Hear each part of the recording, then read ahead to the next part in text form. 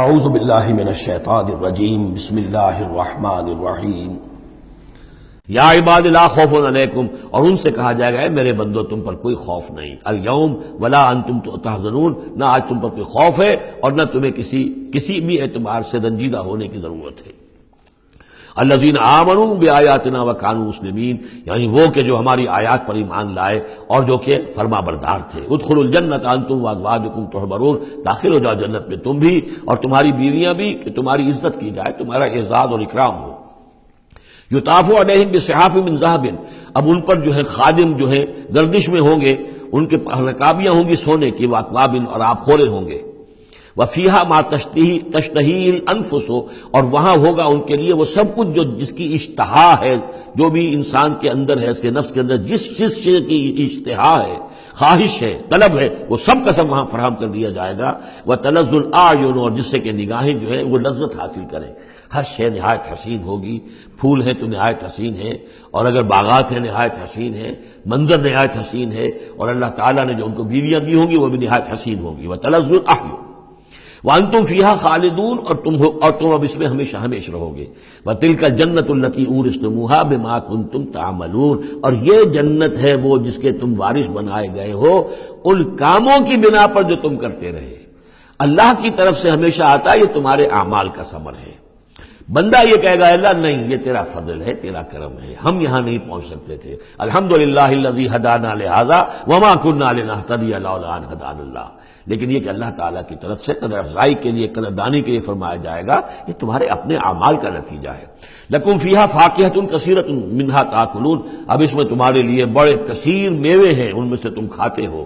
ان المجرمین فی عذاب جہنم خالدون، اس کے برعکس جو مجرم ہوں گے وہ جہنم کے عذاب میں ہوں گے ہمیشہ ہمیشہ رہنے والے۔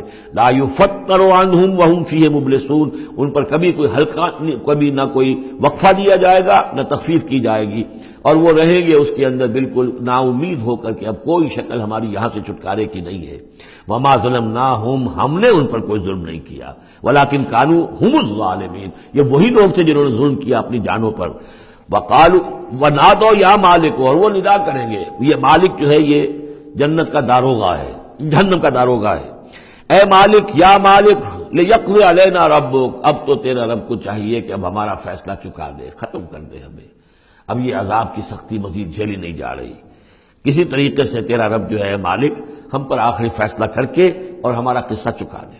قال انکم ماکثون، وہ جواب دے گا نہیں، تمہیں رہنا ہے، ہمیشہ ہمیشہ رہنا ہے۔ لقد جئناکم بالحق، ہم تو تمہارے پاس لے آئے تھے سچا دین، سچی تعلیمات، ولکن اکثرکم للحق کارہون، لیکن تمہاری اکثریت جو ہے وہ حق کو ناپسند کرتی ہے۔ ام ابرموا امرا فانا مبرمون، کیا انہوں نے کوئی معاملہ طے کر لیا ہے، کوئی فیصلہ کر لیا ہے؟ اب یہ جو کشاکش ہو رہی تھی قریش مکہ کے اور حضور کے مابین، اب اس میں ہے کہ کیا انہوں نے کوئی فیصلہ پختہ کر لیا ہے، یعنی فیصلہ کر لیا کہ نہیں مانیں گے، کسی صورت نہیں مانیں گے، فانا مبرمون، تو ہم بھی پھر فیصلہ کیے لیتے ہیں۔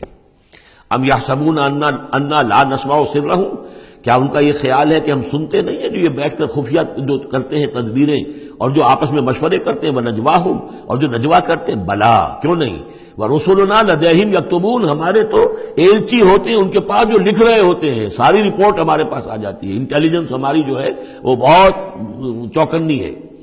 قل ان کان للرحمن ولد فانا اول العابدین، اے نبی کہہ دیجئے ان سے اگر رحمان کا کوئی بیٹا ہوتا تو سب سے پہلے میں پوجتا اس کو۔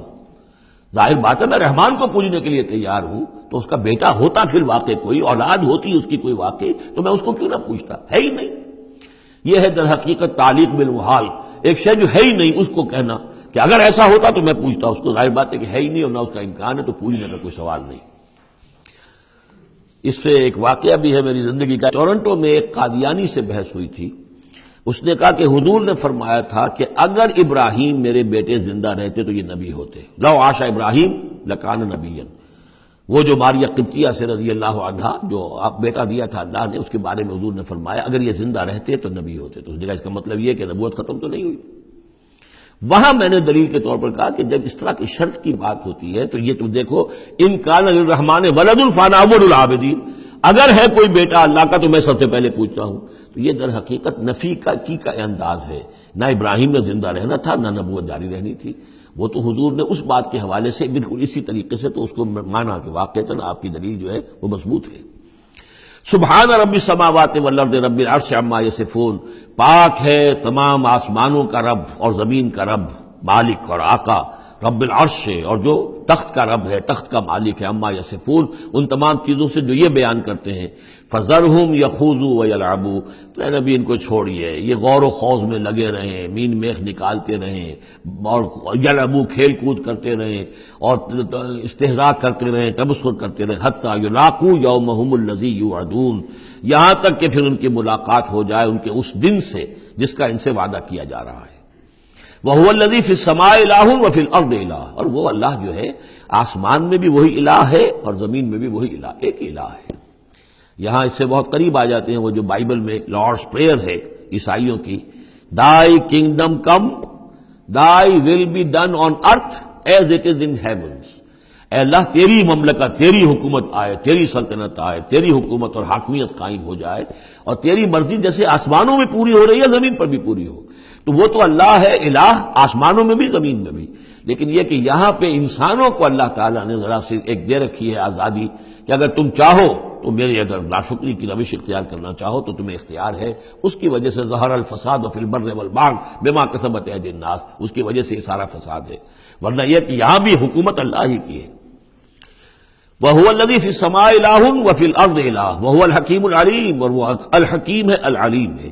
وَتَبَارَكَ الَّذِي لَهُ مُلْكُ السَّمَاوَاتِ وَالْأَرْضِ، وہ بہت بابرکت ہے وہ ذات جس کے لیے ہے بادشاہی آسمانوں اور زمین کی۔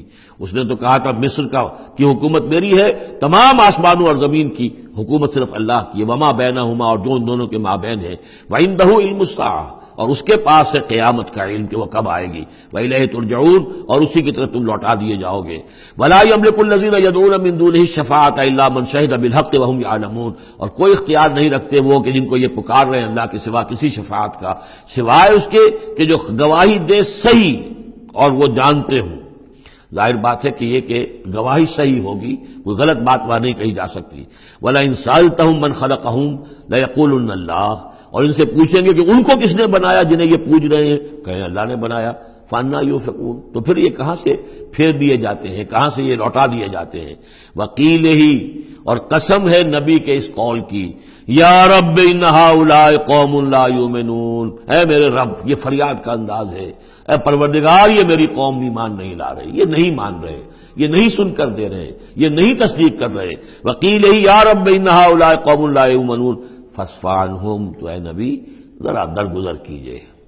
ابھی اگر یہ صورت واقعتاً جیسا کہ میرا خیال ہے کہ یہ وہ جو درمیانی عرصہ ہے 4 سال سے لے کر سن 490 سے 890 تک کی ہے، تو ظاہر بات ہے ابھی تو تھوڑا وقت گزرا ہے۔ فاصفح، ابھی ذرا آپ ان سے درگزر کیجئے، آپ اپنا رخ پھیر لیجئے۔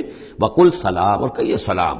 وقالوا سلاما، اگر یہ آپ کے ساتھ الجھتے ہیں، الٹی سیدھی باتیں کرتے ہیں، استہزاء اور تبصر کرتے ہیں، وَإِذَا خَاطَبَهُمُ الْجَاهِلُونَ قَالُوا سَلَامًا، جو سورہ الفرقان میں پڑھ چکے ہیں۔ قل سلام فَسَوْفَ يَعْلَمُونَ، زیادہ دیر نہیں گزرے گی کہ حقیقت ان پر منکشف ہو جائے گی، حق کا حق ہونا ثابت ہو جائے گا اور باطل کا باطل ہونا ثابت ہو جائے گا۔ صدق اللہ العظیم۔